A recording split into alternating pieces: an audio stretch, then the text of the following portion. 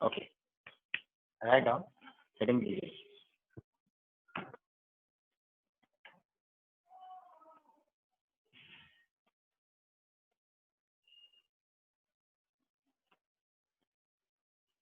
Discovery of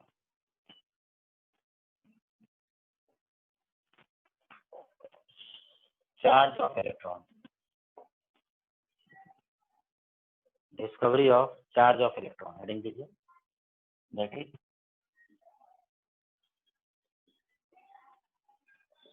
Millikan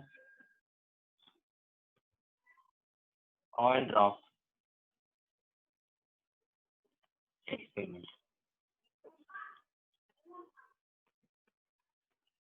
Millikan oil drop experiment.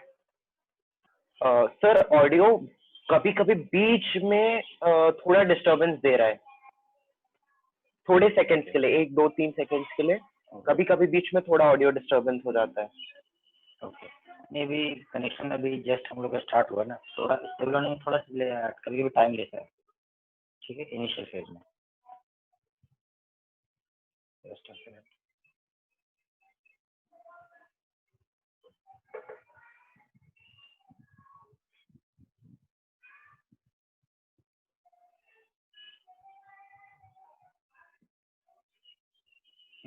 तो diagram draw करेंगे। Sir focus चला गया बोर्ड का। ओके, सर ब्लर दिख रहा। नहीं अभी मैसेज आया था मुझे कि internet connection is unstable little bit, वो अपने आप से होगा थोड़ा। Right sir. देख लेता हूँ मैं टाइगर को।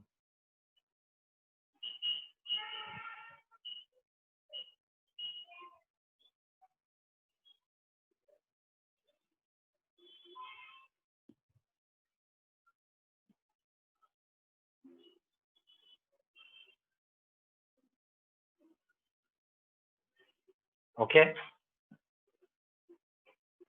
Yes sir. ठीक है, डायग्राम ड्रॉ करेंगे, पहले ड्रॉ करिए आप लोग भी।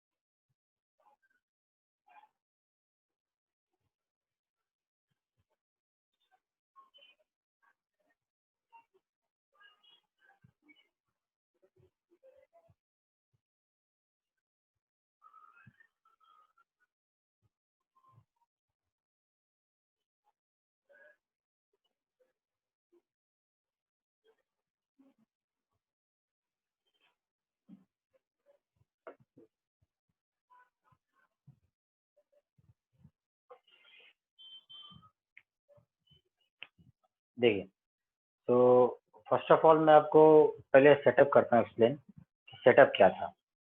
सेटअप क्या है, उन्होंने एक ऐसा वेसल लिया हुआ है, ठीक है। वेसल में 2 सर्कुलर प्लेट, वेसल कैसा आपका सिलिंड्रिकल है, 2 सर्कुलर प्लेट लगा दिए, टाइट कर दिए। और वेसल में मीडियम क्या एयर ही है बेसिकली, ठीक है, कुछ दूसरा मीडियम नहीं है। तो 2 प्लेट लगा दिए मेटल के, और वो मेटल प्लेट किस तरह बिहेव करेंगे, इलेक्ट्रोड की तरह, ठीक है। तो और वो मेटल को वायर से कनेक्ट करके वोल्टेज अप्लाई कर दिया है, एक पॉजिटिव और एक आपका नेगेटिव, ठीक है। तो ये किस तरह बिहेव करेंगे, इलेक्ट्रोड, पॉजिटिव इलेक्ट्रोड और ये अपना नेगेटिव इलेक्ट्रोड। और इस साइड जो आपके वेसल उस पर स्केल बना हुआ है, ठीक है, एमएम में मान लीजिए। और ये एक ऊपर वाले प्लेट में एक होल है, पिन होल, लिख लीजिए ऐसा। पिन होल से भी छोटा, मतलब बहुत छोटा एक होल है। और यहाँ से एटोमाइजर है। एटोमाइजर क्या होता है बताता हूँ। एटोमाइजर के अंदर एक मान लीजिए ऐसा वेसल है स्मॉल, उसमें कलर्ड ऑयल रखा हुआ है, और कलर्ड ऑयल को एटोमाइजर की हेल्प से हम लोग स्प्रे कर रहे हैं। स्प्रे करेंगे तो होल से क्या जाएगा, ऑयल ड्रॉपलेट अंदर जाएगा वेसल के, ठीक है। और इस वेसल पे एक्सरे भी फोकस कर रहे हैं, उसका भी कोई ऐसा अरेंजमेंट है। और साथ साथ क्या लगाया हुआ है, टेलीस्कोप भी लगाया हुआ है देखने के लिए अंदर में। और इसमें मीडियम क्या है, एयर है इसके अंदर। ये सेटअप है आपका, ठीक है। अब तो सबसे पहला पॉइंट, अब देखिए किसी भी एक्सपेरिमेंट में जब साइंटिस्ट ने कोई सेटअप बनाया हुआ है, तो हर एक पर्टिकुलर पार्ट का रोल होता है उसमें। ऐसे ऐसे तो नहीं यूज कर रहे हैं। तो सबसे पहला क्वेश्चन है, एटोमाइजर का रोल क्या है भाई, एटोमाइजर का काम क्या होगा, क्या लग रहा है आपको नाम से? सर वो स्प्रे करेगा ऑयल को। हाँ, तो उसका स्प्रेयर नाम क्यों नहीं है, एटोमाइजर क्यों है? उसका साइंटिफिक यूज है इसलिए शायद। नहीं नहीं, क्या बोल रहे हो आयुष? वो स्मॉल एटम्स को ही पर्टिकुलरली स्प्रे करते होंगे प्रॉपरली एक एक।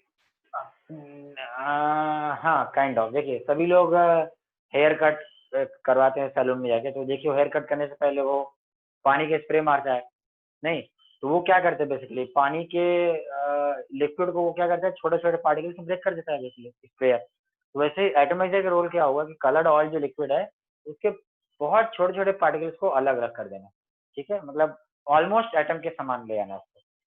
मतलब अपन जो यूज करते हैं उसमें एटम तो नहीं आ पाएगा, उसमें उसमें भी जो लिक्विड पार्टिकल आते हैं उसमें कई सारे एटम्स होंगे। यहाँ पे एटोमाइजर मतलब कि बहुत स्मॉल पार्टिकल में उसको अलग कर देना, स्प्रे करना। जब स्प्रे करेंगे तो मेटल पे वेरी स्मॉल होल रहेगा, उस स्मॉल होल से ऑयल के पार्टिकल जाएंगे, ठीक है। ऐसा क्यों कर रहे हैं, एक ही बार में क्यों नहीं ऑयल फेंक दे रहे, ऐसे ढेर सारा स्प्रे कर रहे हैं? इस पिन होल से छोटे छोटे पार्टिकल्स फिर क्यों ले जा रहे हैं? सर वो एक प्रिसाइज सोर्स रहेगा जिसमें वो मीडियम में कैलकुलेटेड या एक स्पेसिफिक नंबर ऑफ एटम्स जाएंगे ऑयल के। हाँ, तो वही क्वेश्चन मेरा है कि स्पेसिफिक नंबर ऑफ एटम्स ही हम क्यों चाहते हैं कि जाए?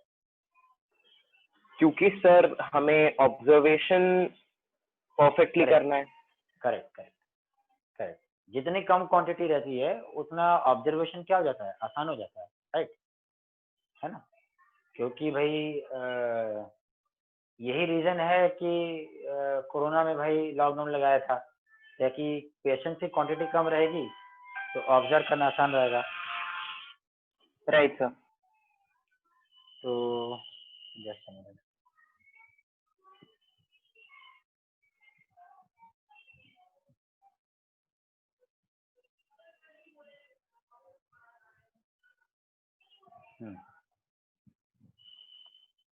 चलिए।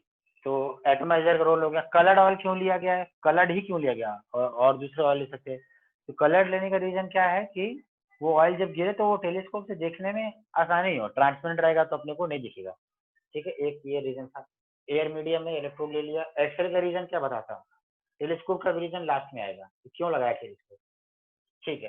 चलिए, ये स्केल क्यों बनाया है उसका भी रीजन है। चलिए, वोल्टेज अप्लाई किया तो ऊपर वाला मेटल इलेक्ट्रोड क्या है, पॉजिटिव हो गया, नीचे वाला आपका निगेटिव हो गया, ठीक है। अब आगे एक्सरे पे। एक्सरे का रोल क्या होता है, एक्सरे के बारे में थोड़ा, मतलब एक्सरे कैसा कैसा फ्रीक्वेंसी होता है एक्सरे का, वेरी हाई एनर्जी या फिर वेरी लो एनर्जी, थोड़ा बताइए दो। Sir very high energy. Very high energy, correct. तो एक्सरे का क्या होता है, वेरी हाई एनर्जी होता है। तो एक्सरे को जो है एक दूसरा नाम भी है, एक्सरे बोलते हैं आयोनाइजिंग रेज। क्या बोलते हैं, आयोनाइजिंग रेज। ये क्या करता है, सामने वाले गैसेस पार्टिकल्स को आयोनाइज कर देता है। आयोनाइज कर देना मतलब उसमें से इलेक्ट्रॉन को क्या करेगा, नॉकआउट कर देगा, बाहर निकाल देता है। तो किसी भी गैसेज मॉलिक्यूल से या एटम से इलेक्ट्रॉन बाहर निकल जाएगा तो गैस को खुद क्या चार्ज आ जाएगा, पॉजिटिव आ जाएगा। याद करिए पहले बताया उस दिन O2 वाला केस, यस सर। कैथोड वाला एक्सपेरिमेंट में। तो एक्सरे का रोल क्या होगा, वो जो एयर है उसमें उसको क्या करेगा, आयोनाइज कर देगा। ठीक है, तो राइट डाउन देखिए,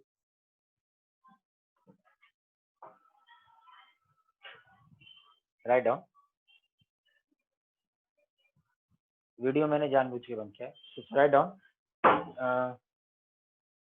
X-ray is an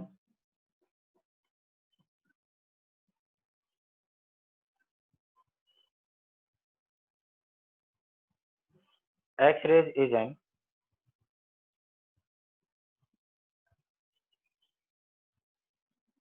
ionizing radiation.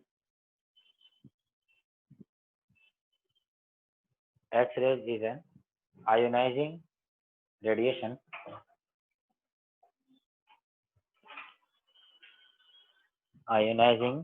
radiation and removes electron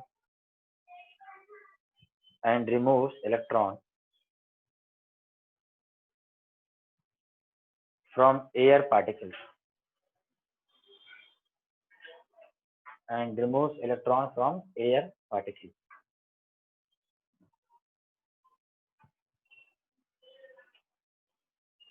देखिए फॉर एग्जाम्पल, ये पहले भी मैंने बताया हुआ है कि एक्सरे क्या करेगा, जो एयर है उसमें जो O2 होगा, O2 को क्या करेगा, आयोनाइज कर देगा into form O2 plus electron. देखिए इसी प्रोसेस बोलते हैं आयोनाइज करना, आयन के फॉर्म में। आयन बन गया ना, अभी तो ये न्यूट्रल नहीं रहा, आयन बन गया। तो this process is known as ionising process. तो एक्सरे का ये काम है। ठीक है, एक्सरे का रोल खत्म हो गया। नेक्स्ट लाइन देखिए,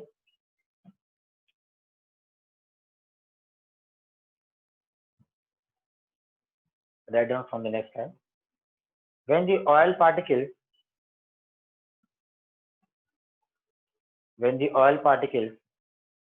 move in ionized air,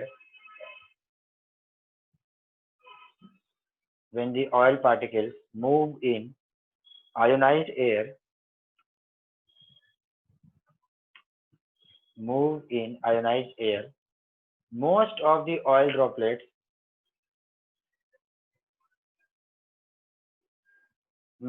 the oil droplets acquire negative charge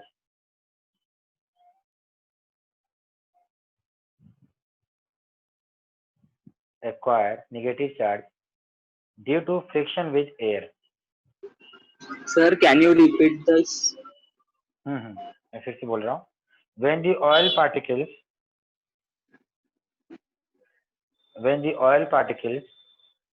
move in ionized air,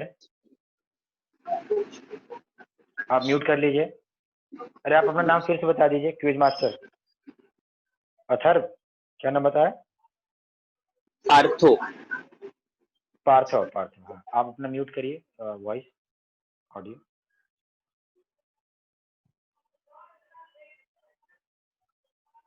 So I was saying, when the oil particles move in ionized air,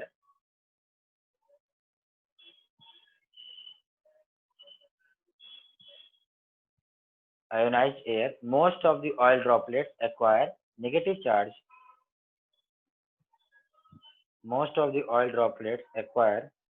charge due to friction with air.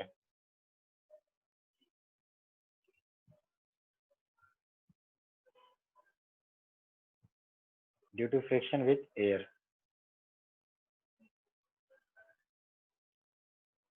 Due to friction with air. Air.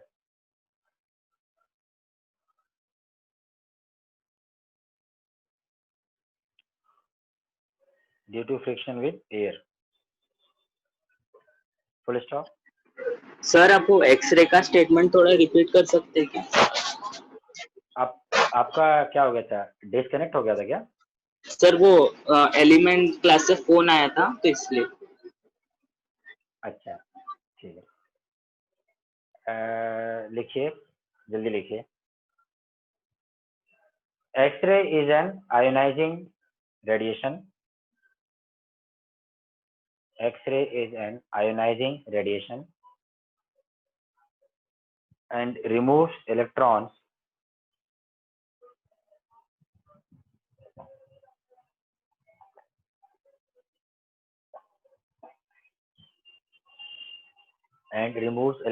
from air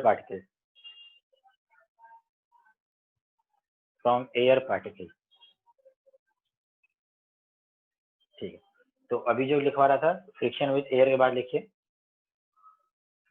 the oil droplet moving in between the metal plates. तो ये नया statement है कि उसी को continue करना है? नहीं, एयर के बाद से उसी में फ्रिक्शन विद एयर लिखा था ना। Yes sir. ओके, तो एयर के बाद से लिखिए the oil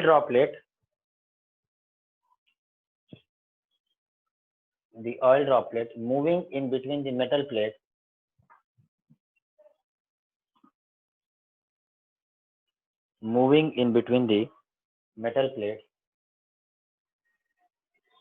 experiences the following forces.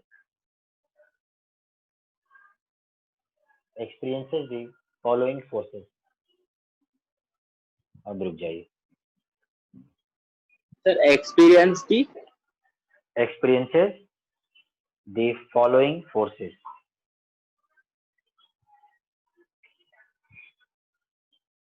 देखिए,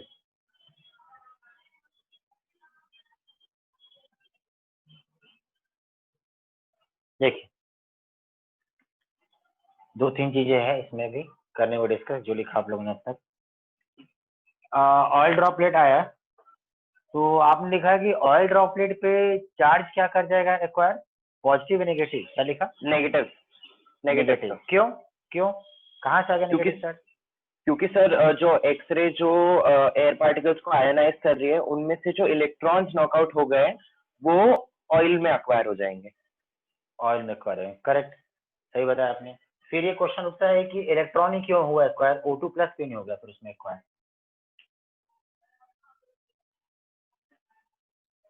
मास, इलेक्ट्रॉन का मास बहुत कम होता है एज कम्पेयर टू O2।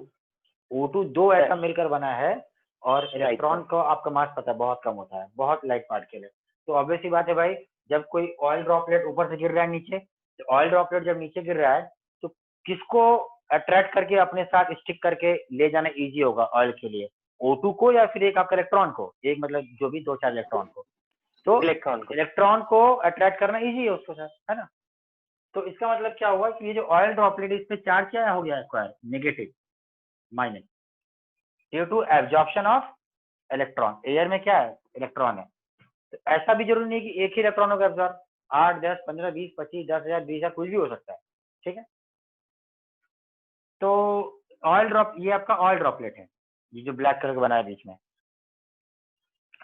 तो अब क्वेश्चन है कि अगर ऑयल ड्रॉपलेट पे चार्ज अगर माइनस आ गया तो बताइए अब इस पे फोर्स कौन कौन सा लग रहा है? तो ऑयल ड्रॉपलेट पे चार्ज माइनस है, बताइए इलेक्ट्रोड की तरफ फोर्स लगाएगा ऑयल ड्रॉपलेट पे, ऊपर की तरफ कि नीचे की तरफ, जो वोल्टेज अप्लाई किया आपने? ऊपर की तरफ। ऊपर की तरफ। सभी इस बात से है भाई सहमत? ऑयल ड्रॉपलेट पे चार्ज किया नेगेटिव और इलेक्ट्रोड आपने क्या कर रखा है ऊपर, पॉजिटिव वोल्टेज करके अप्लाई एक्सटर्नली, तो ये पॉजिटिव है ये प्लेट और ये प्लेट क्या है, नेगेटिव।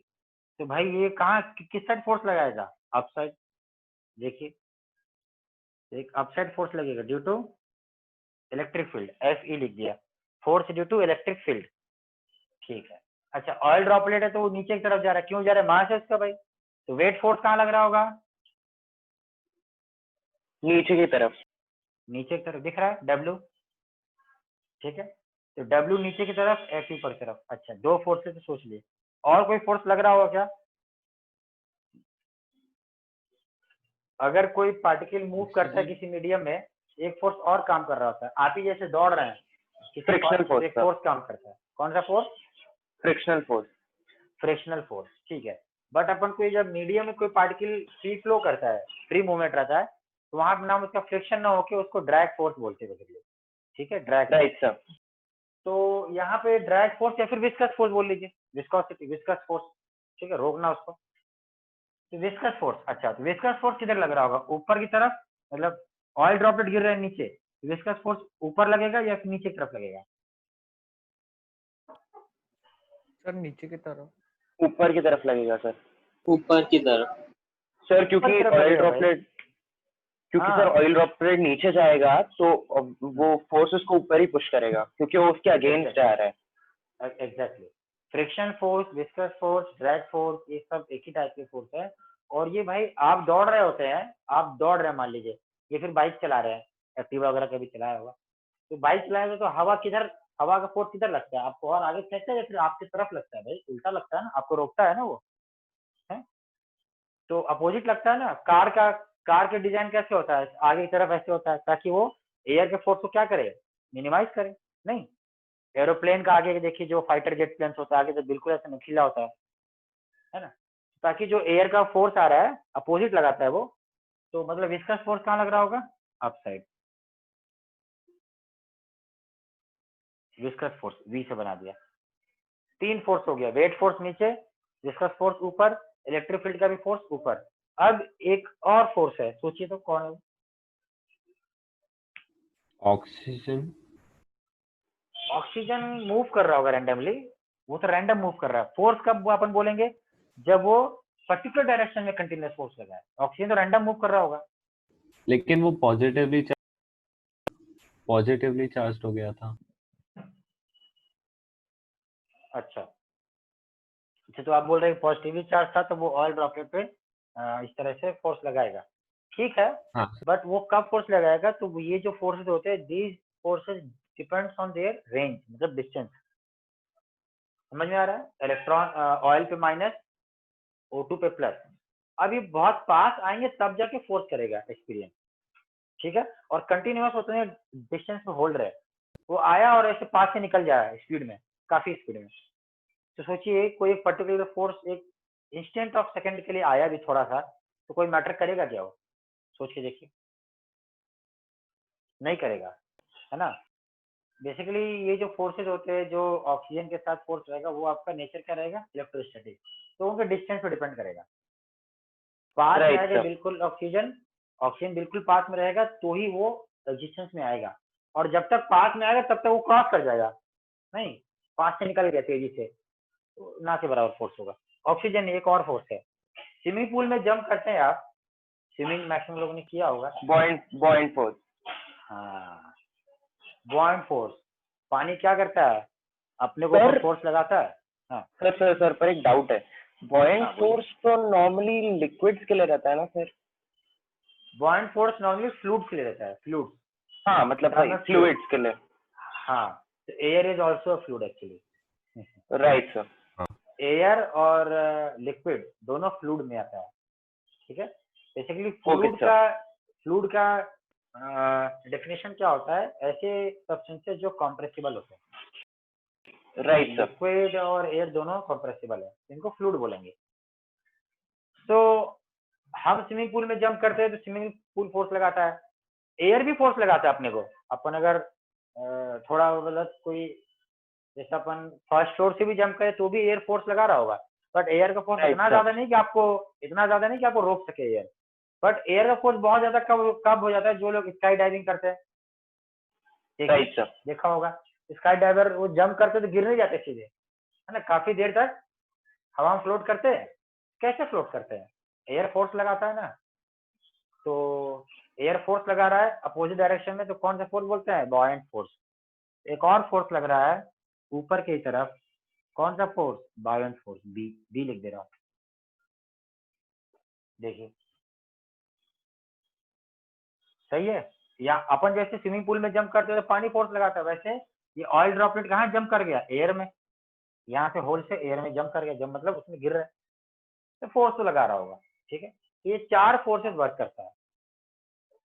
मतलब 4 Right, फोर्सेस sir. एग्जिस्टेंस में है।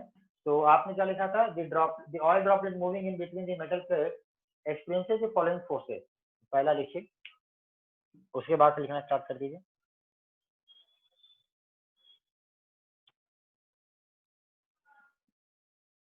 Wait force W। Weight force कहाँ लग रहा होगा, downward. Second,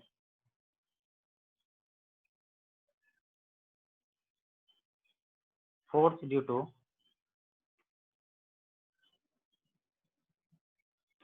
electric field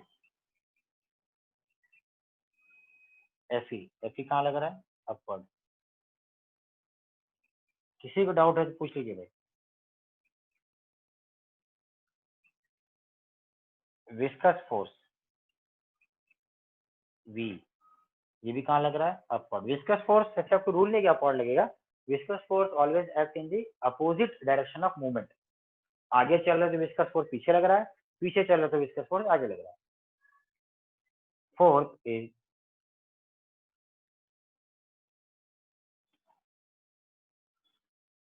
buoyant force B, ये भी कहाँ लगेगा, ऊपर।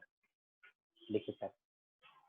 सर अब ये जो हमारे पास 4 फोर्सेस हैं, उसमें से सिर्फ एक फोर्स जो है वो उसको नीचे खींच रहा है ऑयल ड्रॉपलेट को। तो क्या जो ये 3 फोर्स जो बाकी के हैं जो उसको पुश कर रहे हैं ऊपर की तरफ, वो इतने केपेबल है कि वो ऑयल ड्रॉपलेट को नीचे गिरने से रोक सकते हैं? एक्चुअली अपन चारों फोर्स को एक साथ ऑन नहीं करेंगे। देखिए group Right, sir. Right sir. हाँ, 2-2, 3-3 फोर्स करके ऑन करेंगे, मतलब ऑन इन द सेंस की एग्जिस्टेंस में लेंगे। आपको भी समझिएगा, रुक जाइए, अभी इसका डेरिवेशन है पूरा, अभी तो जस्ट Sir, फंडामेंटल बात कर रहा हूँ। सर विस्कोस फोर्स मतलब फ्रिक्शन फोर्स जैसे क्या? हाँ हाँ, विस्कस फोर्स मतलब विस्कोसिटी। जैसे ऑयल ले लीजिए एक ग्लास में, और एक ग्लास में पानी ले लीजिए। पानी को फेंकिए फर्श पे और ऑयल को फेंकिए फर्श पे, तो कौन तेजी से भागेगा, वाटर। वाटर भागेगा, क्योंकि वाटर की विस्कोसिटी कम है। मतलब वाटर की विस्कोसिटी कम होना, मतलब ये आपके है फिजिक्स में स्ट्रक्चर है, फ्लूइड मैकेनिक्स में आएगा, सब फॉर्मूलाज वगैरह सब है। तो ऑयल की, तो वाटर का विस्कोसिटी का मतलब कि वाटर के लेयर के बीच का, वाटर के लेयर के बीच में फ्रिक्शन कम है। और ऑयल का विस्कोसिटी ज्यादा, मतलब ऑयल के लेयर होंगे ना भाई बहुत मॉलिक्यूल लेवल पे, ऑयल के लेयर्स में फ्रिक्शन ज्यादा है, इसलिए विस्कोसिटी ज्यादा है, इसलिए वो मूव नहीं करता। नहीं, ओके सर। ठीक है। Right sir.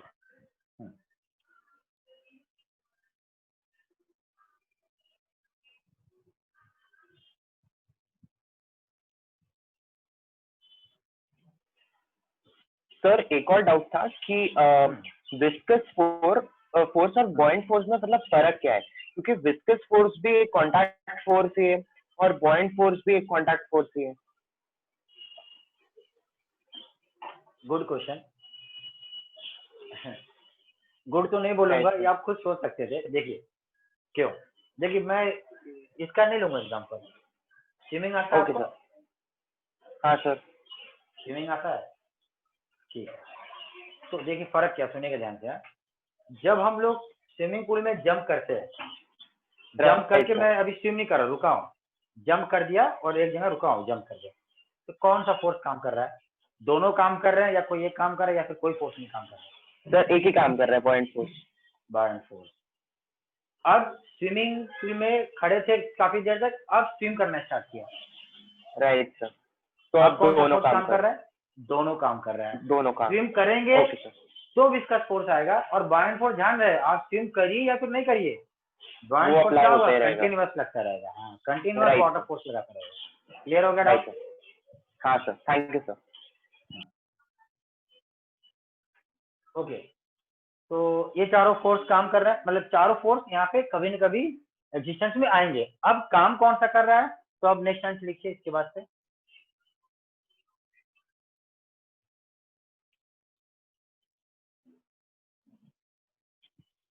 देखिए, लेकिन नाउ नेक्स्ट लाइन से, इसके बाद से लिखिए, फोर्थ पॉइंट के बाद से नेक्स्ट लाइन से लिखिए। Now the electric field strength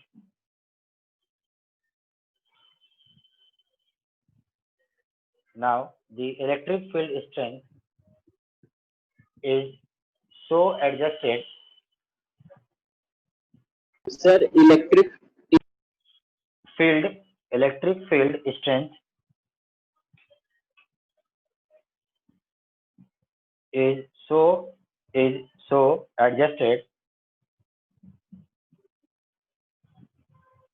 electric field distance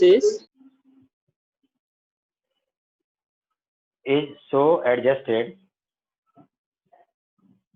sir clear नहीं हो रहा क्या बोल रहे हैं आप इसके बाद सभी को नहीं आ रहा है क्या? सर आ रहा है क्लियर। सर आ रहा है। इसका मतलब पार्थव ना?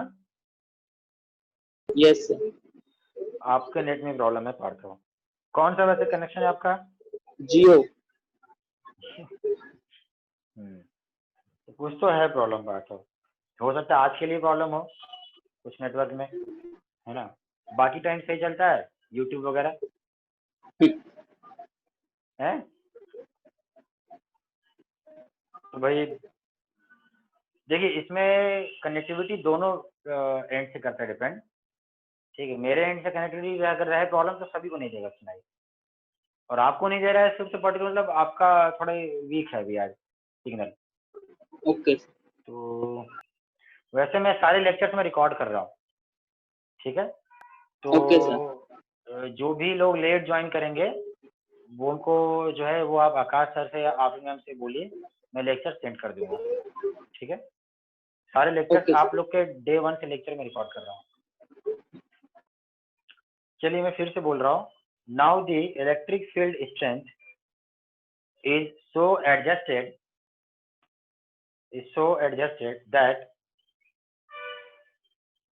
that an oil droplet becomes stationary.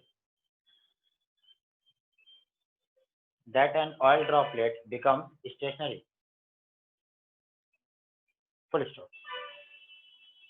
In this case,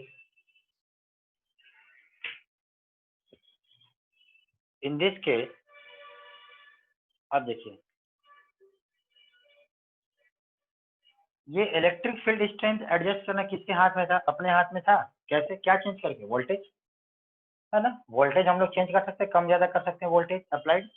तो वोल्टेज इस तरह से एडजस्ट किया ताकि इलेक्ट्रिक फील्ड इस तरह से एडजस्ट हुआ कि फोर्सेज ऐसे बैलेंस हुए कि ऑयल ड्रॉपलेट स्टेशनरी हो गया, हवा में रुक गया। ठीक है, हाँ ये पॉसिबल है, जादू सा लगता है ठीक है। तो मतलब जब कोई देखिए प्लेन से डाइव करता है तो वो भी देखने में ऐसा लगता है कि ऑलमोस्ट हवा में रुक गया है, ठीक है, थोड़ी देर के लिए, और तो धीरे धीरे फिर नीचे भी गिरता है।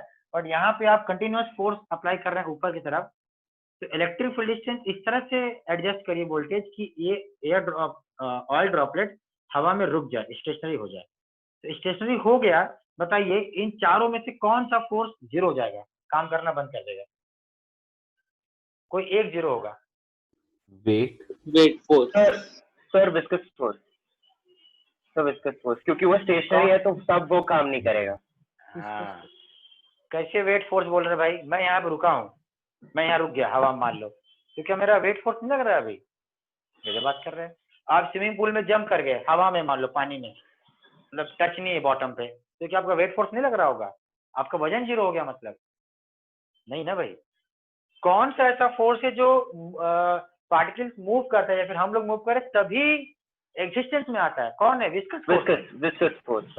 ठीक है, इसका मतलब आपने लिखा कि इन दिस केस, ये रब कर रहा हूँ, ठीक है, प्रूफ लिखूंगा तो, ठीक, ये वाला रब। Yes sir. तो लिखा है कि इन दिस केस तो विस्कस फोर्स क्या हो जाएगा? जीरो।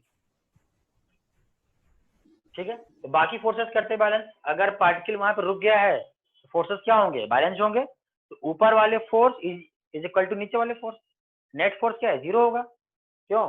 पार्टिकल अगर रुका है तो नेट फोर्स क्या होगा? जीरो। तो नेट फोर्स जीरो मतलब upward force is equal to downward force. तो फोर्स बैलेंस कर लेते हैं। अपवर्ड फोर्स क्या क्या है? Fe plus V is equal to W। देखिए तो सही लिखा है। ऊपर कौन कौन से फोर्सेज है? इलेक्ट्रिक फील्ड का फोर्स, बाउंड फोर्स ऊपर है, और नीचे कौन है? Weight force. तो अगर पार्टिकल बीच में रुक गया है, ऑयल पार्टिकल, तो फोर्सेस क्या होंगे? बैलेंस होंगे। ठीक है, चलिए तो अब वैल्यूज पुट करते हैं इलेक्ट्रिक फील्ड का। अच्छा, यहाँ से काम करते हैं, Fe का वैल्यू क्या हो जाएगा? तो ये हो जाएगा W माइनस बी। देखो ऐसे लिख सकता हूँ। अब इलेक्ट्रिक फील्ड के फोर्स का फॉर्मूला क्या था? लास्ट क्लास में बताया था मैंने, शायद कल ही या परसों, जब E/m निकाला था। इलेक्ट्रिक फील्ड का फोर्स का फॉर्मूला बताइए। Q into E. Q into E. Good. Yes sir. तो इलेक्ट्रिक फील्ड का फोर्स का फॉर्मूला था, ये Charge देखिए, into हाँ, चार्ज इंटू इलेक्ट्रिक फील्ड का strength. electric field. Right sir. तो ये पहली बार उस दिन बताया था, तो ये इसका प्रूफ नहीं है फिलहाल। अपने जो लोग आज ज्वाइन किए हैं, बता दे रहा हूँ मैं, इसका प्रूफ नहीं है फिलहाल के लिए, ये फिजिक्स का पार्ट है 12th में, इलेक्ट्रोस्टैटिक में। तो फिलहाल ये डायरेक्ट फॉर्मूला लिखा है, फिलहाल के लिए याद ही रखना अपने को। W वेट फोर्स का फॉर्मूला mg, और बाउंड फोर्स का भी फॉर्मूला mg होता है। तो आप कहेंगे mg माइनस mg 0 नहीं, दोनों का मास अलग अलग होगा। ठीक है, g तो कॉमन निकल जाएगा। अच्छा, मास को क्या लिख सकता हूं मैं? वेट किसका? ऑयल ड्रॉपलेट का। ऑयल ड्रॉपलेट का मास को क्या लिख सकता हूँ? Volume into density. सही, basic formula. Yes sir. Volume into density. ठीक है, एक मिनट दीजिएगा मुझे।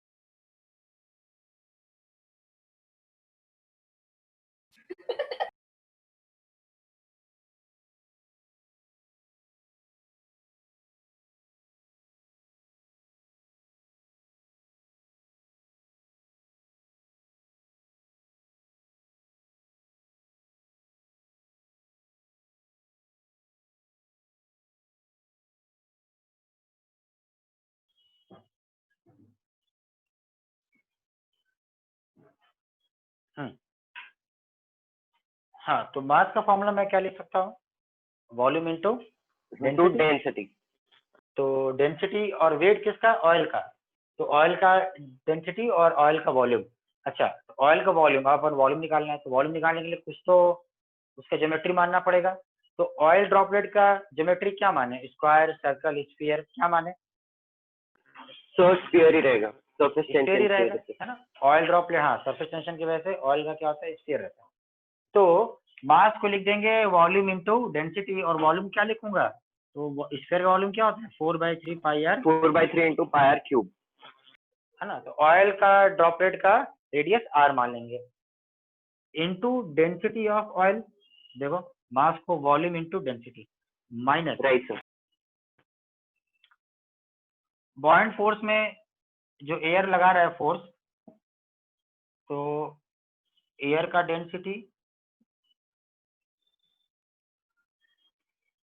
और जी कॉमन ले लिया मैंने, दोनों में से जी बाहर निकाल लिया।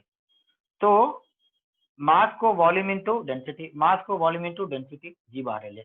Volume of air, buoyant force कौन लगा रहा है? एयर लगा रहा था, बॉयंट फोर्स ऊपर। तो उस एयर का वॉल्यूम क्या लूं? यहाँ लिखा मैंने, फिल इन द ब्लैंक सही।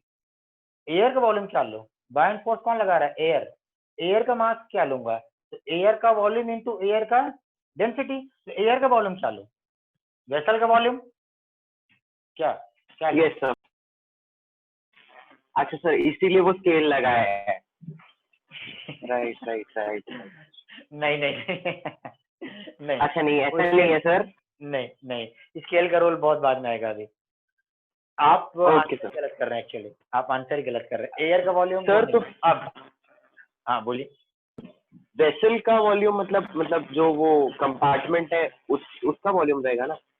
नहीं Right. नहीं, सुनिए सुनिए सुनिए, नहीं नहीं वो भी नहीं रहेगा। एग्जाम्पल सुनिए, जब हम स्विमिंग पूल में जंप करते हैं तो कितना पानी का वॉल्यूम हमारे ऊपर फोर्स लगाता है? पूरा स्विमिंग पूल का मिलकर पानी अगर हमें फोर्स लगा बाहर निकाल के फेंक देता है, ऐसा होता है क्या? नहीं, जो हमें सराउंड कर रहा है। और हमें कौन सा वॉल्यूम सराउंड कर रहा होगा? जितना हमारा वॉल्यूम है। Right sir. अरे भैया भुला गया क्या? आर्किमिडीज प्रिंसिपल, उतना ही वॉल्यूम होता है डिस्प्लेस जितना हमारा वॉल्यूम होता है। ऑब्जेक्ट का खुद का होता है, राइट? हाँ, ऑब्जेक्ट का होता है। तो वही चीज यहाँ पे भी है। एयर तो बहुत सारा है, बट वो एयर का वॉल्यूम फोर्स कौन लगाएगा? जितना ऑयल ने डिस्प्लेस किया होगा, करेक्ट? तो ऑयल ने कितना डिस्प्लेस किया? जो ऑयल का वॉल्यूम है। इसका मतलब ऑयल का वॉल्यूम और एयर का वॉल्यूम क्या लेना है? यहाँ भी क्या आ जाएगा? 4/3 पाई आर क्यूब। ऑयल का वॉल्यूम एयर का वॉल्यूम सेम होगा। हाँ, मास अलग अलग है क्योंकि दोनों का डेंसिटी क्या अलग है, एयर का डेंसिटी अलग, ऑयल का अलग। देखिए, अच्छा तो ये मैंने लिख दिया ऐसे ब्रेक करके। अब अपना टारगेट क्या है निकालना, मतलब हम लोग क्या है, हेडिंग क्या है अपना? इलेक्ट्रॉन का चार्ज इलेक्ट्रॉन निकालना। का चार्ज, यस सर। इलेक्ट्रॉन का चार्ज निकालना टारगेट था। तो ये जो चार्ज रहा, देखिए ये निकालना है बेसिकली क्यू। देखिए क्यू निकालना है, तो क्यू निकालना है तो क्यू यहाँ लिख देता मैं। क्यू क्या था? चार्ज था। और ई कहाँ आ जाएगा?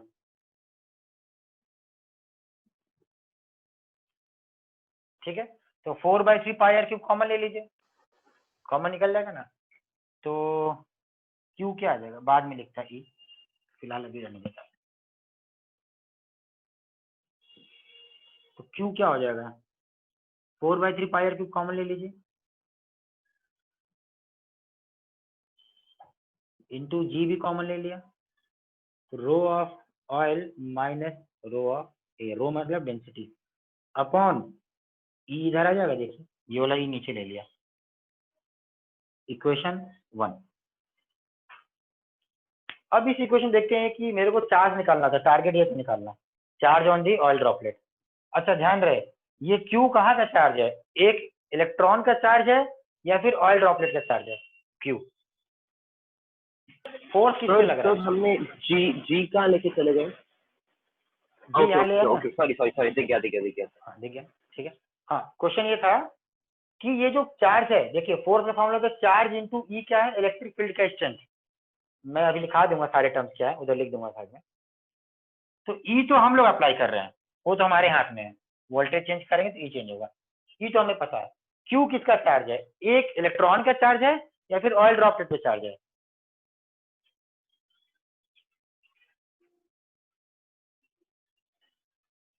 बताइए। क्यू जो लिखा है, क्यू चार्ज इलेक्ट्रॉन पे चार्ज है, एक इलेक्ट्रॉन पे चार्ज है या फिर ऑयल ड्रॉपलेट पे चार्ज है?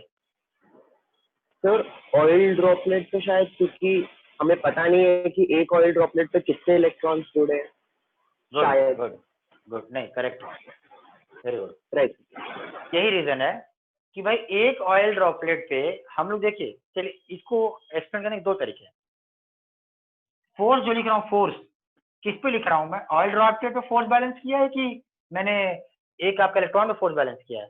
किस पे बैलेंस किया फोर्स? ऑयल ड्रॉपलेट पे सर। ऑयल ड्रॉपलेट पे। तो फोर्स अगर मैंने ऑयल ड्रॉपलेट पे किया है बैलेंस, तो फोर्स में जो चार्ज लिखूंगा, चार्ज भी किसका लिखूंगा? ऑयल ड्रॉपलेट का। ठीक है, क्लियर है? तो यहाँ पे लिख लीजिएगा ऐसे, balancing force on oil droplet. ठीक है, तो ध्यान रहे, इतना मेहनत करने के बाद अभी भी अपना टारगेट क्या था? इलेक्ट्रॉन पर चार्ज निकालना।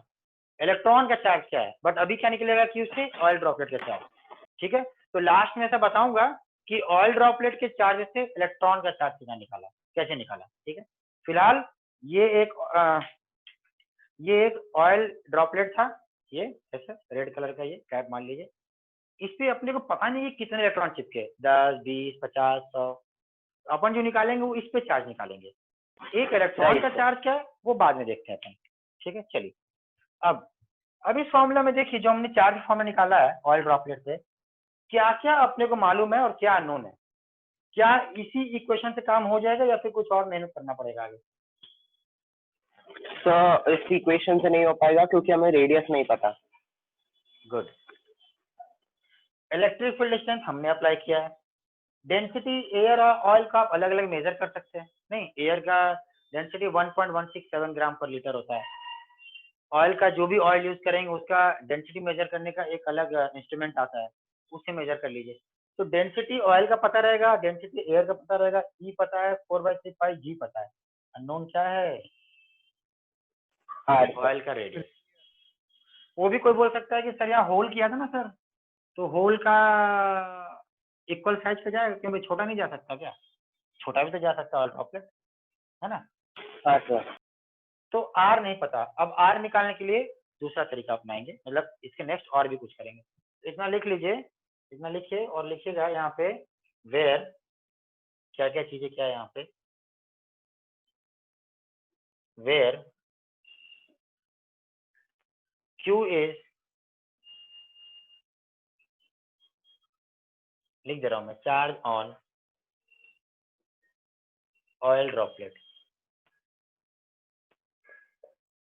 Q is charge on oil droplet. E is electric field. Electric field strength. कितना आपने कितने पावर का इलेक्ट्रिक फील्ड अप्लाई किया है। Q हो गया, E हो गया, ये तो समझ में आ रहा है, इसमें तो कोई डाउट नहीं होगा। डेंसिटी ऑफ ऑयल माने डेंसिटी ऑफ एयर, G पता है। R क्या हो गया? तो रेडियस ऑफ ऑयल ड्रॉपलेट। तो Q लिख दिया, E लिख दिया, R लिख दिया, ठीक है।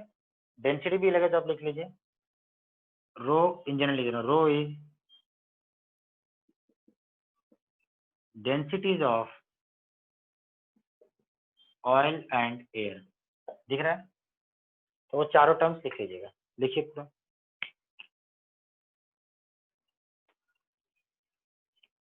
Done sir. बाकी लोग लिख रहे होंगे।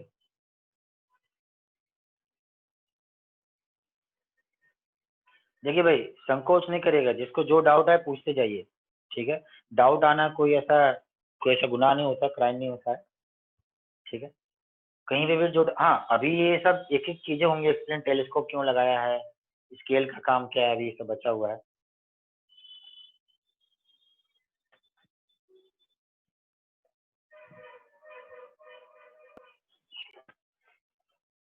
हो गया तो बताइएगा। सर हो गया डन। हो गया, ठीक है। चलिए, तो ये इस एक्सपेरिमेंट का पहला सा पड़ाव था, ठीक है। अपन चार्ज का फॉर्मूला बना लिए, बस आर निकालने तो काम हो जाएगा। अब आर के लिए क्या किया इन्होंने, देखिए नेक्स्ट टाइम से।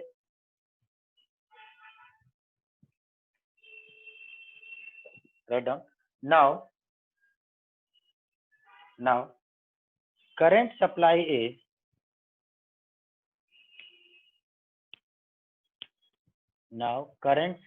is switched off.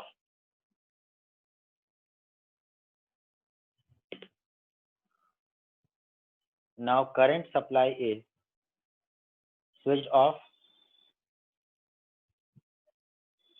by which the oil droplet starts falling down. By which the oil droplet starts falling down. Sir एक बार फिर से रिपीट करना। कौन बोल रहा है? सर एक बार फिर से। Aditya Patil.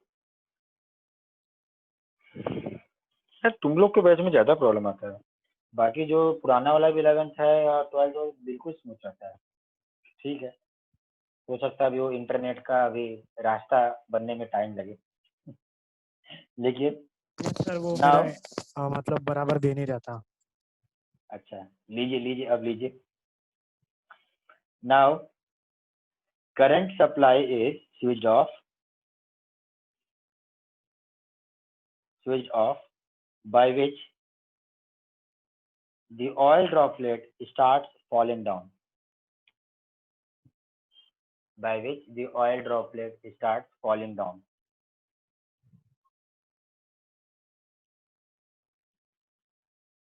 Full stop. Now, viscous effect of air. Now, viscous effect of air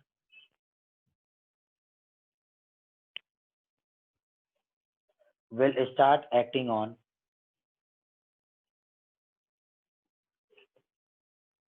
viscous effect of air will start acting on oil droplet.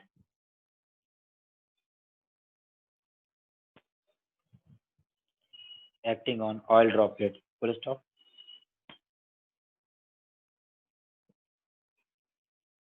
A time will come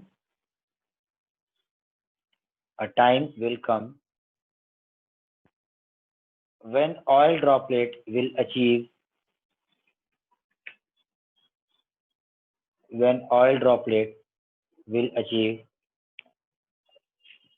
terminal velocity. When oil droplet will achieve terminal velocity. Bracket में लिख लीजिएगा constant velocity.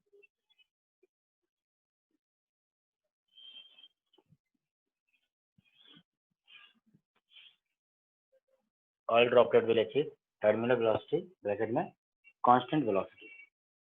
Full stop. देखिए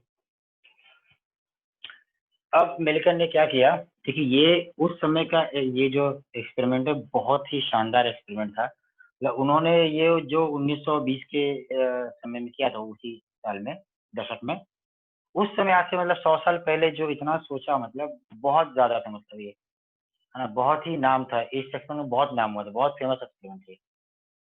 तो अब इन्होंने क्या किया कि इलेक्ट्रिक फील्ड स्विच ऑफ कर दिया. ये वोल्टेज अप्लाई किया ना, स्विच ऑफ कर दिया. तो इलेक्ट्रिक फील्ड स्विच ऑफ करते ही बताइए force due to electric field अभी लग रहा हुआ क्या? नहीं. एक अपवर्ड फोर्स क्या हो गया? 0. तो जैसे ही आपने इसी को एडजस्ट करके ऑयल को रोका हुआ था हवा में, इसको 0 करते क्या हो? ऑयल ड्रॉपलेट नीचे गिरना शुरू हो जाएगा. Yes, अब नीचे गिरते गिरते एक कुछ टाइम बाद एक ऐसा आ जाएगा, फ्री फॉल हो रहा है, तो एक टाइम ऐसा आ जाएगा कि उसका स्पीड क्या हो जाएगा? कांस्टेंट. वेलोसिटी क्या हो जाएगा? कांस्टेंट. सोचो तो. नहीं, आपने सोचिए. हाँ सर. यस. ये चीज ये कंसेप्ट आपको समझ में आना चाहिए भाई, क्योंकि ये एक्चुअली तो फिजिक्स का कंसेप्ट है, मैकेनिक्स में पढ़ेंगे आप, बट यहाँ अभी लग जा रहा है. जैसे आप मान लीजिए 5th फ्लोर से कोई ऑब्जेक्ट गिराइए, 5th फ्लोर से मान लीजिए बिल्डिंग के, तो स्टार्टिंग में उसका स्पीड जब मैंने होल्ड किया तो क्या स्पीड है? 0. जैसे ही आप उसको रिलीज करेंगे हाथ से, जैसे मार्कर, जैसे रिलीज करूंगा तो इसका स्पीड स्टार्टिंग में होगा इंक्रीज, स्पीड होगा इंक्रीज, बट एक टाइम के बाद क्या हो जाएगा? स्पीड कांस्टेंट हो जाएगा. कांस्टेंट हो जाएगा. कांस्टेंट. तो जब स्पीड कांस्टेंट हो जाता है तो उसको क्या बोलते हैं? Terminal velocity. यस. और जब वेलोसिटी कांस्टेंट हो गया तो एक्सेलरेशन रहेगा क्या? नहीं सर. एक्सेलरेशन नहीं रहेगा. और अगर एक्सेलरेशन हाँ. नहीं है तो फोर्स क्या हो जाएगा? 0. तो Yes, sir. Terminal velocity achieve होने के बाद मैं फिर से फोर्सेस बैलेंस कर लूंगा. अगर इलेक्ट्रिक फील्ड बंद कर दिया है तो फोर्स क्या हो जाएगा? 0. अब कौन से फोर्सेस काम कर रहा है? WBB. So after achieving terminal velocity, ध्यान रहे, टर्मिनल वेलोसिटी अचीव करने से पहले एक और फोर्स काम करेगा डाउनवर्ड. जैसे आप उसको करेंगे रिलीज, तो WBB के अलावा एक और फोर्स काम कर रहा होगा नीचे की तरफ, बट टर्मिनल वेलोसिटी अचीव होने के बाद वो फोर्स क्या हो जाएगा? 0. तो नया वाला फोर्स 0 हो गया. अच्छा, कोई ये बोलेगा सर 4 0 हो गया तभी भी ऑयल ड्रॉपलेट से नीचे गिर रहा है, ऐसे कैसे? लास्ट केस में तो हमने देखा था कि 4 0 होने पे ऑयल ड्रॉपलेट वहां रुका हुआ था बीच में. अब इस केस में सर आप बोल रहे हैं फोर्स, नेट फोर्स 0 हो गया, तो नेट फोर्स 0 हो गया तो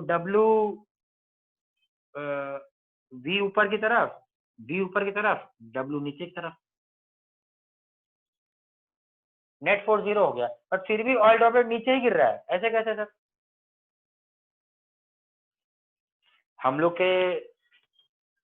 लोग जितनी भी मतलब जो एक कॉमन सेंस होता है ये सोचता है ना कि नेट फोर्स 0 तो पार्टिकल रुक जाएगा, ना आगे फोर्स लग रहा है ना पीछे फोर्स लग रहा है, ऐसे ही जाता है ध्यान में कॉमन सेंस, है ना, देसी साइंस। क्यों? नेट फोर्स 0 तो पार्टिकल रुक जाएगा, बट यहाँ पे नेट फोर्स 0 होगा टर्मिनल वेलोसिटी अचीव होने के बाद, बट पार्टिकल रुका नहीं, गिर ही रहा होगा। अरे भाई Newton first law, Newton first law, अगर कोई पार्टिकल मूव कर रहा है तो मूव ही करता रहेगा अनटिल एंड अनलेस आप उसको एक्शन फोर्स से स्टॉप ना करें। नहीं, ये ऐसा कंसेप्ट है, आया ना समझ में भाई? इसमें डाउट हो तो पूछ लीजिएगा। ये ऐसा कंसेप्ट है, मान लीजिए कोई स्लोप है, ऐसे यहाँ पे कोई साइकिल वाला खड़ा है स्लोप के एकदम टॉप पे,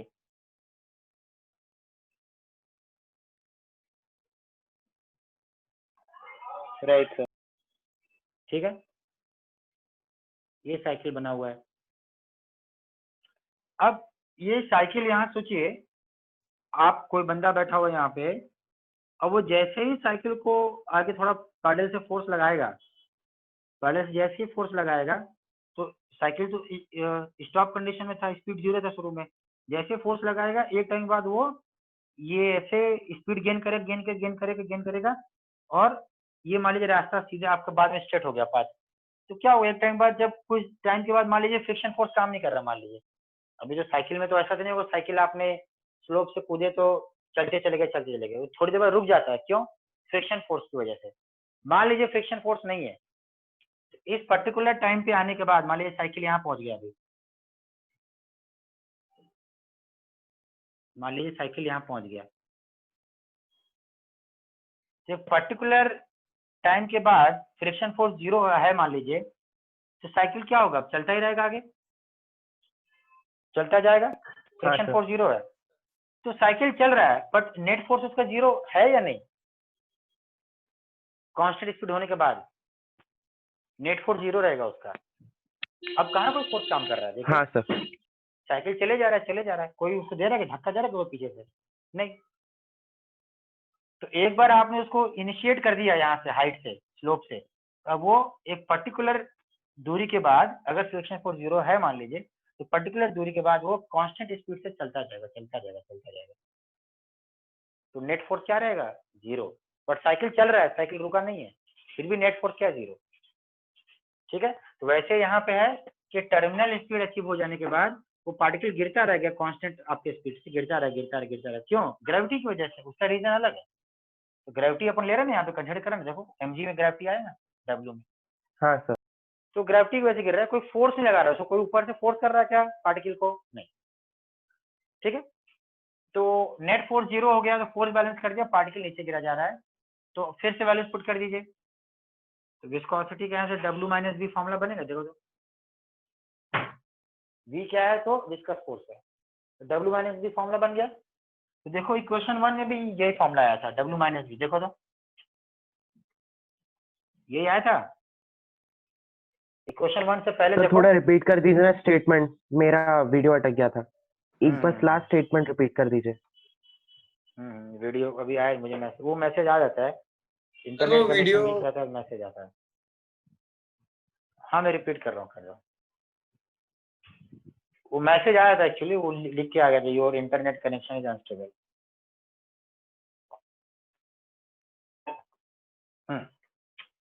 तो मैं बोल रहा था, तो नेट फोर्स 0, तो फोर्सेस बैलेंस कर लिया, ठीक है, और ध्यान रहे पार्टिकल अभी भी गिर रहा है, oil particle, due to gravitational force, अलग से कोई फोर्स अपन नहीं लगा रहे। तो नेट फोर्स अगर बैलेंस कर लिया तो विस्कोसिटी क्या आ जाएगा, W माइनस बी आ जाएगा, देखो ठीक है। और W माइनस बी देखो इक्वेशन 1 से पहले लिखा था, W माइनस बी देखो आया था same, right hand side same था, देखो तो इक्वेशन 1 के ऊपर देखो W माइनस बी आया हुआ है। हाँ सर, हाँ electric field. Yes sir, yes. हाँ, तो W माइनस बी तो वही रहेगा अभी भी, तो इसको मैं फिर से लिख देता हूँ वही, mg right sir. Mass volume into density, तो क्या लिख दूंगा, तो 4/3 pi r cube into g rho oil minus rho air. मतलब सर विस्कोसिटी इक्वल हो जाएगा इलेक्ट्रिक फील्ड से, मतलब विस्कस फोर्स इलेक्ट्रिक फील्ड से इक्वेट हो जाएगा इक्वेशन के हिसाब से। नहीं, इक्वल नहीं होगा उस केस में। इलेक्ट्रिक फील्ड जब इसके इक्वल था तो उस केस में पार्टिकल वहां रुका हुआ था। राइट ठीक है? Sir, right sir. हाँ, रुका हुआ था। तो अब देखो, ये तो वही फॉर्म लिख दिया लास्ट केस से सेम वही। अब left hand side viscous force जो है इसका भी फॉर्मूला है। तो इसका फॉर्मूला अब आप लोगों ने कभी नहीं देखा होगा, ठीक है। विस्कस फोर्स का सिर्फ नाम ही सुना, कुछ लोग नाम भी नहीं सुने थे। इसका फॉर्मूला लिख दे रहा हूँ फिलहाल, आपको ध्यान रखना पड़ेगा। वो आप फिजिक्स में फ्लूइड मैकेनिक्स में आएगा, ड्रैग फोर्स में। इसका फॉर्मूला होता है 6 पाई ईटा आर वी। ये स्पीड एक्चुअली सेम हो जा रहा है। ईटा क्या है बता रहा हूँ, इसको ईटा बोलते हैं, वही ईटा पत्थर वही है। ईटा ही बोलते हैं एक्चुअल में। ईटा जो है ये कांस्टेंट है पर्टिकुलर, जो मीडियम पे डिपेंड करता है। कौन सा मीडियम है, वाटर है, ऑयल है, जो भी ऑयल अलग अलग ऑयल होता है, एयर है। यहाँ तो कौन मीडियम है, एयर है ना। तो मीडियम का कांस्टेंट होता है बेसिकली। तो लिख दे रहा हूँ मैं सारे टर्म्स। आर क्या है, जो पार्टिकल जिस मीडियम में गिर रहा है उसका रेडियस है, मतलब ऑयल का रेडियस। वी क्या है, ऑयल ड्रॉपलेट का स्पीड। पाई पता है 6 कांस्टेंट है। ईटा क्या है, ईटा है coefficient of viscosity, coefficient of viscosity. ये सारे टर्म्स लिख देता हूँ मैं इधर।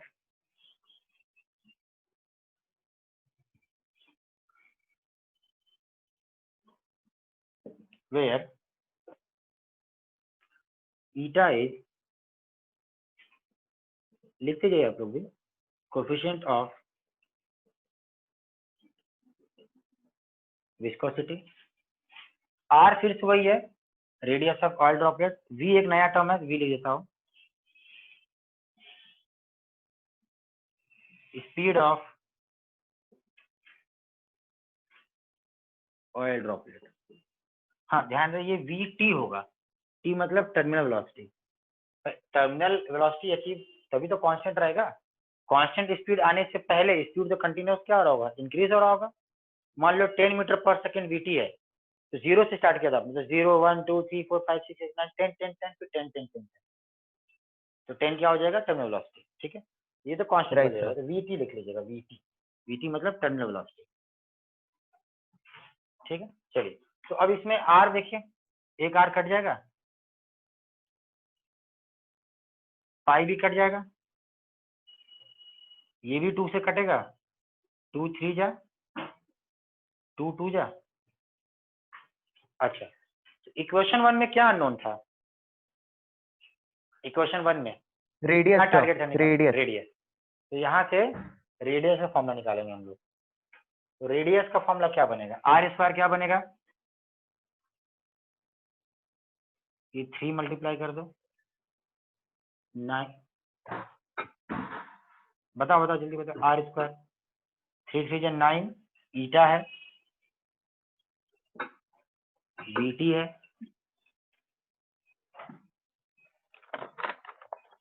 To g rho oil minus rho air. देखो तो ये बनेगा क्या,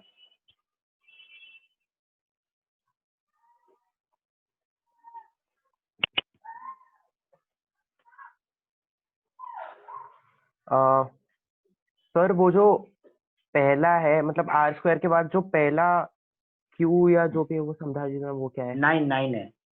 अरे 3 3 जा 9, ओके ओके सर। हाँ क्रॉस राइट मल्टीप्लाई, राइट। 3 3 जा 9, 2 इधर, 9 के बगल में क्या रहेगा, ईटा है ही है, वीटी है ही है। 9 ईटा वीटी, 2 नीचे आ जाएगा, जी नीचे आ जाएगा, और ये नीचे आ जाएगा। तो आर स्क्वायर ये बनेगा, देखो तो 9/2 ईटा वीटी जी रो ऑयल। ठीक है, तो आर क्या बन जाएगा,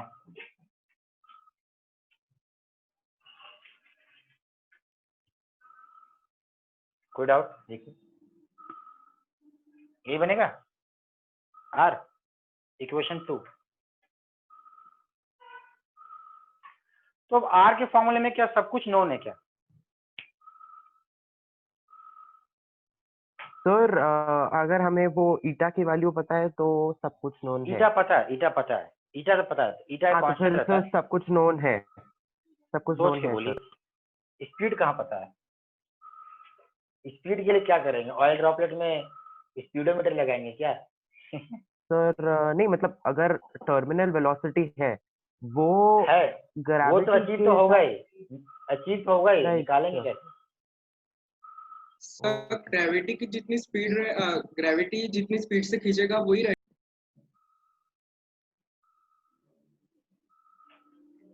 नहीं ना भाई। Sir sir sir sir sir जब वो हाँ। पार्टिकल, जब हमने इलेक्ट्रिक फील्ड लगाए थे तब वो पार्टिकल स्टेशनरी था, और जब हमने हम्म, हटाए तब वो नीचे गया। हम्म। तो क्या वो जब वो स्टेशनरी था वो पॉइंट से जब तक वो टर्मिनल वेलोसिटी तक गया उतना जो डिस्टेंस है वो अगर हमें स्केल से पता चल गया और उतना डिस्टेंस कवर करने के लिए उसको कितना टाइम लगा ये हमें पता चल गया तो वेलोसिटी शायद निकल जाएगी। करेक्ट, पहुंच गए तुम, गुड, गुड है मैं, थैंक यू। सही है। उसीलिए टेलीस्कोप लगाया है और उसीलिए राइट स्केल सर। बनाया है। इन्होंने क्या किया कि इसके अंदर जो है टेलीस्कोप लगा के देख रहे थे, जैसे ही ऑयल ड्रॉपलेट का फील्ड, मतलब ये फील्ड बंद किया, स्टॉप वॉच हाथ में रखा होगा, स्टॉप वॉच, है ना?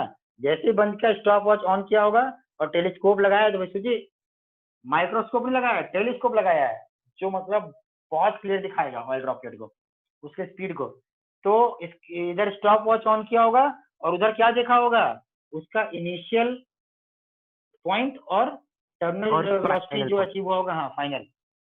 तो कैसा हुआ होगा, जैसे ही पार्टिकल को ड्रॉप किया होगा तो पहले उसका स्पीड क्या रहा होगा, पार्टिकल मान लीजिए स्पीड क्या रहा होगा, 0। फिर नीचे आते आते बढ़ रहा होगा, स्पीड बढ़ रहा होगा, बढ़ रहा होगा, बढ़ रहा होगा, मान लीजिए 0, 2, 3, 8, 10, फिर 10, फिर 10, तो कांस्टेंट हो जाएगा। ये 10 मतलब क्या निकल गया, वीटी, और वीटी आने के बाद एक पर्टिकुलर डिस्टेंस, ये डिस्टेंस मान लो, ये डिस्टेंस कवर करने के लिए स्टॉप वॉच में टाइम देख लेंगे कितना टाइम लग गया, तो क्या निकल जाएगा, स्पीड। टर्मिनल निकालना है, राइट सर। मतलब जब तक बढ़ रहा है 2, 3, 8 वाला नहीं निकालना है, 10, 10, 10 जब कांस्टेंट हो जाए, तो कांस्टेंट स्पीड से जब चलने लगे तो एक डिस्टेंस जो भी ट्रेवल करेगा तो उसको ट्रेवल करने में जो टाइम लगेगा, तो टाइम मालूम चल जाएगा स्टॉप वॉच से, डिस्टेंस मालूम चल जाएगा स्केल से, और टेलीस्कोप से डिस्टेंस देखेंगे कितना डिस्टेंस ट्रेवल कर रहा है। तो टेलीस्कोप का ये रोल है, सर क्या निकल जाएगा, स्पीड। सर इतना सब स्पीड कैसे निकल सोच गया। लिया सर उसने? हाँ वही तो मैं बोला पहले, जबरदस्त एक्सपेरिमेंट है मतलब। सोचिए इसको करने में कितना टाइम और कितनी बार करना पड़ा होगा, कितना एक्यूरेसी लाना पड़ा राइट। होगा, सोचिए आप। मतलब अपन एक मार्कर को अगर मैं ऐसे गिराऊं, तो इसका अगर टर्मिनल वेलोसिटी निकालना है, स्पीड निकालना, तो अपनी हालत खराब हो जाएगी। नहीं, एक सिंपल राइट मार्कर सर। का, जो कि एक माइक्रोस्कोपिक पार्टिकल है, उतने छोटे ऑयल ड्रॉपलेट को उन्होंने ऐसे निकाला। इसीलिए वो मिल्कन ऑयल ड्रॉप एक्सपेरिमेंट जबरदस्त एक्सपेरिमेंट था उस एज का। तो यहाँ तो उस तरह से एक्सपेरिमेंटली क्या निकालेंगे, स्पीड। स्पीड एक बार निकल जाएगा तो यहाँ वैल्यू पुट कर क्या निकालेंगे, रेडियस। रेडियस निकल गया तो कहाँ पुट करेंगे, इक्वेशन 1। इक्वेशन 1 में पुट कर क्या निकलेगा, चार्ज। अभी भी अपना मोटिव पूरा नहीं हुआ है, इलेक्ट्रॉन का चार्ज नहीं आएगा, तो चार्ज किसका आएगा, ऑयल ड्रॉपलेट। तो 3 स्टेप, टर्मिनल स्पीड निकालना, टर्मिनल स्पीड से रेडियस निकालना, रेडियस से चार्ज निकालना। अभी चौथा स्टेप बाकी है, चार्ज ऑफ ऑयल से चार्ज ऑफ इलेक्ट्रॉन पे जाना, लास्ट स्टेज है, छोटा सा वो, ठीक है। तो ये इक्वेशन 2 तक लिख लीजिए, फिर उसके बाद लिखवा रहा हूं मैं, ठीक है। तो 2 ही टर्म नए आए थे इसमें, तो दोनों टर्म लिख दिया है, बाकी टर्म पहले मैं लिखवा चुका हूँ। सर एक डाउट है, हाँ बोलिए। वो m को 4/3 पायर क्यूब क्यों लिया है? एम को नहीं लिया है भाई, मास को लिखा है वॉल्यूम इनटू डेंसिटी। आपको मतलब इक्वेशन 1 के टाइम पे आपका ध्यान नहीं लगता है। डब्ल्यू को नहीं लिखूंगा। सर, तब हाँ बोलिए। सर वो इक्वेशन जो 1 था वो वीडियो कॉल मतलब थोड़ा अटक गया था नेट की वजह से। अच्छा, मतलब डब्ल्यू को इक्वेशन लिखा 1 होगा, देखिए डब्ल्यू को लिखा होगा mg, mg लिखा है volume into density into g, mass को वॉल्यूम डेंसिटी, और वॉल्यूम के लिखा है 4/3 pi r cube density of oil into g. तो जी कॉमन ले लिया है, 4/3 पाई आर क्यूब कॉमन ले लिया है, देखिए जी कॉमन ले लिया है, 4/3 पाई आर क्यूब कॉमन ले लिया है। ये मैंने यहाँ पे इसलिए शॉर्टकट में लिख दिया क्योंकि ऑलरेडी इक्वेशन 1 में ये मैं लिख चुका था। यस फिर भी नहीं समझे तो ये देख लीजिए, इसको ब्रेक करके लिख दिया।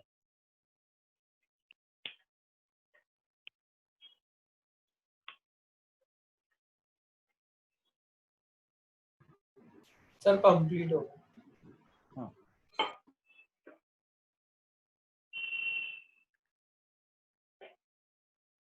ठीक है, तो एक पैराग्राफ लिख लीजिए, write down.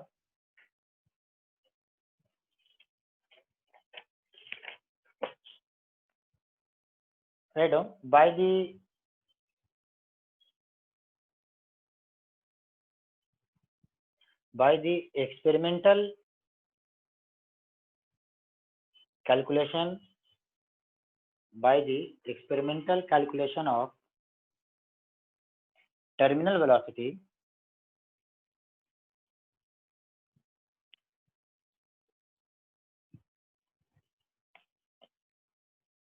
experimental calculation of terminal velocity comma we may determine the radius of the oil droplet। जो समझाया मैंने सर उसी को बोल रहा हूँ मैं। सर वो वी के बाद क्या है? वी में वही मई जून वाला में, वी में determine the radius of the oil droplet and hence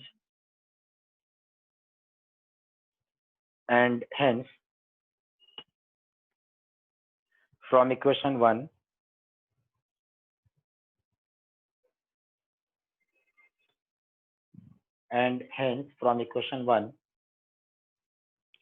comma the charge on oil droplet will be obtained, and hence from equation 1 the charge on oil droplet will be obtained।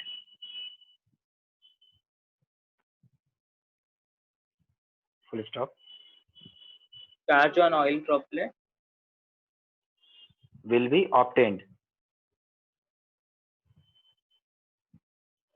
Full stop। This will be the charge on oil droplet। This will be the charge on oil droplet। मतलब इतना सब मेहनत करके अभी अपन oil droplet के charge निकाले हैं, but अपना टारगेट था इलेक्ट्रॉन का चार्ज निकालना। ठीक है, वो इसके बाद बता रहा हूँ। क्या लिखा? This will be the charge on oil droplet. Full stop. Next line से लिखिए,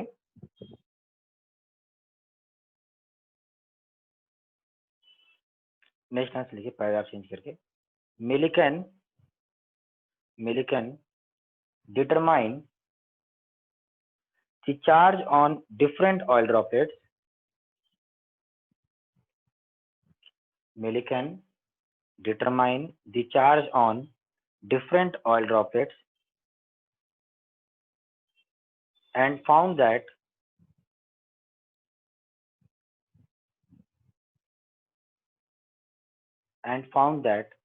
the charges are the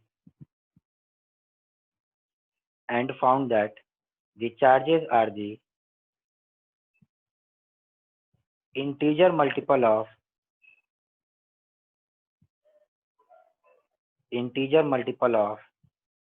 electronic charge। Integer multiple of electronic charge।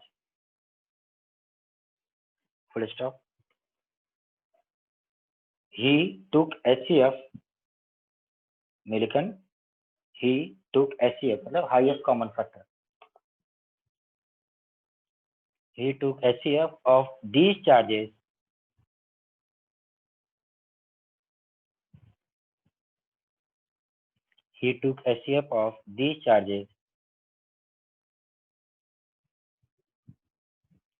as electronic charge. He took HCF of these charges as electronic charge,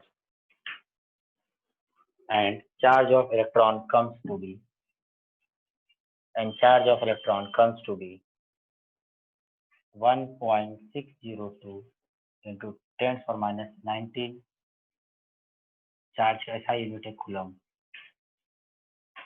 जिसको capital C से भी denote करते हैं।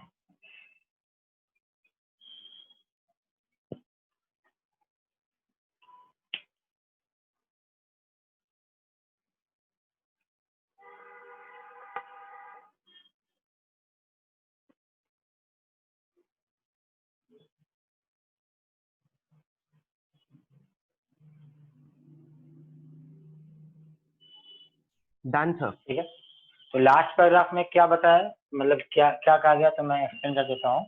इन्होंने देखा कि भाई अलग अलग ऑयल ड्रॉपलेट में अलग अलग चार्ज है। देखिए जरूरी क्या है, जितने भी ऑयल ड्रॉपलेट गिरेंगे सब पे 10 इलेक्ट्रॉन आके चिपके, जरूरी है क्या? नहीं, किसी पे 10 चिपका स्टिक हुआ, किसी पे 15, 20, 15, कुछ भी हो सकता है। इन्होंने क्या किया, जो भी अलग अलग ऑयल ड्रॉपलेट पे चार्ज आया उसमें क्या किया, जो भी चार्ज है उसका एचसीएफ ले लिया, हाईएस्ट कॉमन फैक्टर। तो जो एचसीएफ होगा वही क्या होगा, मिनिमम चार्ज आ रहा होगा। राइट, क्लियर है ना? और मान लीजिए एक पे आ रहा है 2 यूनिट चार्ज, एक पे 4, एक पे 6, एक पे 8, ऐसे चार्जेस आ रहे हैं। तो एचसीएफ क्या हो जाएगा इसका 2। इसका मतलब इतना तो चार्ज सब पे है, 2 मिनिमम हो गया, मतलब 2 तो रहेगा रहेगा हाईएस्ट। इस पे क्या होगा, तो 2 times charge, 3 times charge, 4 times charge. सही है। देखो उन्होंने जो भी चार्ज Right, आया, जो भी चार्ज आया पार्टिकल पे, ऑयल के पार्टिकल पे, उसका एचसीएफ लिया तो ये वैल्यू आया। इसका मतलब जो एक मिनिमम चार्ज आपका इलेक्ट्रॉन पे इतना तो रहेगा रहेगा। इसी के इंटीग्रल मल्टीपल में वैल्यूज आए अलग अलग ऑयल ड्रॉपलेट पे, मतलब यही इलेक्ट्रॉन का चार्ज है। देखो राइट सर। अब ई बाई एम हम लोगों ने थॉमसन के एक्सपेरिमेंट में ऐसा निकाला था, ई बाई एम याद होगा वैल्यू, है ना? देख लीजिए ई बाई एम। तो अब एक काम करिएगा, एक लिख लीजिए होमवर्क, छोटा सा ही है ना? तो ई बाई एम का वैल्यू पता है और ई निकल गया, ई बाई एम पता है, ई निकल गया, तो मास नहीं आ जाएगा। तो नेक्स्ट हेडिंग दे लीजिएगा, टू कैलकुलेट, समझ में आ रहा है ना क्या बोल रहा हूँ, mass of electron. E by m पता है, ठीक है। जो लोग आज फर्स्ट लेक्चर ज्वाइन किए हैं उनको आज इवनिंग तक मिल जाएगा रिकॉर्डिंग, ठीक है। वो ऐसा देखिए रिकॉर्डिंग, जो बहुत मतलब हार्डली मैंने एक लेक्चर का ही पढ़ाया है मान के चलिए ओवरऑल, क्योंकि बीच बीच में हम लोग का ऐसा असाइनमेंट का डिस्कशन भी होता है ना। तो वो लेक्चर देखिए और उसके डाउट जो है मैं आपको नेक्स्ट लेक्चर में या फिर अलग से टाइम निकाल के आपको दे दूंगा मैं, ठीक है। और कल संडे है, कल अपने पास टाइम है। अच्छा बैच एक का टेस्ट, ठीक, कल संडे अपने पास टाइम है। तो जो लोग आज ज्वाइन किए हैं अभी, वो लोग शाम को रिकॉर्डिंग मिल जाएगा, वो देख के रिकॉर्डिंग कल अपना एक टाइम रख लेते हैं हाफ एन आवर का, ज़्यादा नहीं है, आधे घंटे का। और एटॉमिक स्ट्रक्चर पढ़ा हुआ है आप लोगों ने थोड़ा बहुत तो 9th में, तो देख लेंगे तो डाउट्स अपन कंसेप्ट क्लियर कर लेंगे, ठीक है। तो टू सर कैसे कैलकुलेट करना मास है ऑफ कैलकुलेट? इलेक्ट्रॉन, अरे भाई आपको सर y मास बाई कैसे एक्स करना? पता है, बता रहा हूँ, ई बाई एम का पहले वैल्यू निकाल चुका हूँ, सर मत लिख दे बताओ। रहा हूँ फिलहाल के लिए। सही, आप एक काम करिएगा, जो आज ज्वाइन किए, जैसे क्विज मास्टर जी आज ज्वाइन किए, तो नहीं उसके लिए मैं ऐसा बता नहीं रहा हूँ, सिर्फ वैल्यू में लिख दे रहा हूँ। ई बाई एम का एक वैल्यू है 1.758 इंटू 10⁻11 कूलम पर केजी। ये वैल्यू आपको दे दिया मैंने, ई बाई एम पता है और ई पता है, तो मास निकालना है। अब इतना दिमाग तो आप लगाइए भाई। ओके सर Clear है? मेरे को आपसे बस हाँ 2 मिनट बात करना है, तो एक बार लेक्चर खत्म हो जाए तो मेरे से बस 2 मिनट बात चली जाएगा।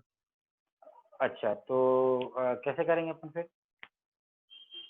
मतलब एक बार सब चले जाए लेक्चर पे से, तो बस मेरे को 2 मिनट बात करना है सर आपसे। ठीक है ठीक है। चलिए भाई सभी लोग चले जाइए, लेक्चर हो गया आपका। ठीक है, हो गया, सच में हो गया। अभी नेक्स्ट लेक्चर है मेरा 11th का बैच ए वाला, 4:40, 3 से 4:30, 5, हाँ 5 बजे से, हाँ 4:45 से 5 बजे से, ठीक है। ठीक है, तो हम लोग परसों मिलेंगे बाकी लोग, ठीक है। कल जो ये जो आज ज्वाइन किया उनके लिए कल का टाइमिंग मैं ऐसे बता दूंगा शाम को, ठीक है। चलिए।